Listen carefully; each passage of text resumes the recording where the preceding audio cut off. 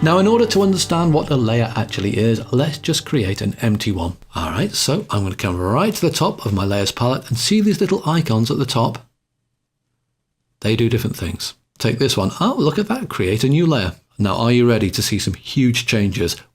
There's a new layer and absolutely nothing changed. So what happened? Well, I've created a new layer, but it's transparent. At the moment, it doesn't do anything. Think of it as being just a transparent sheet of glass, which is laid over my original image, and you haven't put anything on that glass. Now, if we come back over to my layers palette, you can see I've got two layers here. I've got my background layer and I've got layer one. Layer one is the layer I just created. When you open up a document inside Photoshop or a lot of other image editing programs, you'll always get this layer. This is the layer that stores all the pixels of your image, and it's called background. And then when you come up and add another layer, layer one, well, you can rename it and you can call it squiggle. Okay, so why did I call it squiggle? That's because I'm going to come over to my toolbar where it says draw, and I'm going to click on this, the brush tool. Now these are the colors I've got to choose from. Let's choose a color. Let's choose a nice, I say nice, it's not particularly nice, it's a bit loud, but there we go. Let's choose that red. And now watch this. Here we go. Hey! There you go. I've just ruined my picture.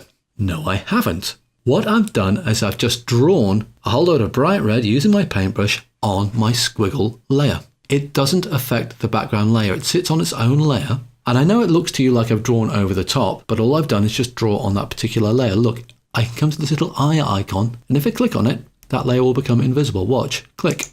It's gone invisible. Click again, it becomes visible. But this is like a sheet of superglass. Look, if I come up to one of the corners, I can make this bigger or smaller. See? I can stretch it, I can size it, I can commit that current operation. And look, here's a couple of other things. If I come to my layer palette, look, see where it says opacity? At the moment, it's 100% opaque. I can make it, so it's what? Now it's 41% opaque. Can you see how you can see some of the underlying layer underneath? Another nice thing about layers, you can control how see-through it all is. Okay, so far that's all very well. Now, what about if we wanted to put some writing on this? So we can come to our text tool, click on it, and I can write on there here. What shall I write? Forest. Now, the good thing about this is this gets its own layer. Take a look at my layers palette. Layer one. See that T there? That stands for T for type. And the nice thing about it is because it's independent, because it's not set into the original image, I can change the size of it. Let's make it twice as big. I can change the color. At the moment it's black. Let's change it to white. And again, because it has its own layer, I can move it around to where I want to go. This is an enormous amount of flexibility. So I've shown you two different kinds of layers and generally how useful they are, how they sit on top of your image and give you much more flexibility. But here's another one. If I come up, instead of my create a new layer, I'm going to come to the one next to it. Create a new fill or adjustment layer. I'm going to come to where it says levels.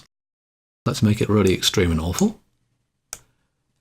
Yep, that looks pretty extreme and awful. And I will close my box. There you go, my new masterpiece. And then someone else comes along and says, yeah, that looks really awful, truly awful. Here's the fun thing with this. I can go away.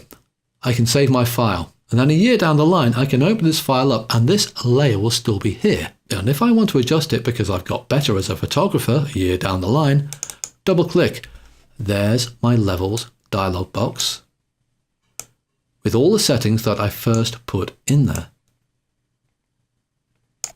So I can adjust my picture without permanently altering the pixels of the original image. My adjustment layer is making the image appear different, but the underlying pixels haven't changed. Look, this might be a subtle difference, but if I make this layer invisible, look, invisible.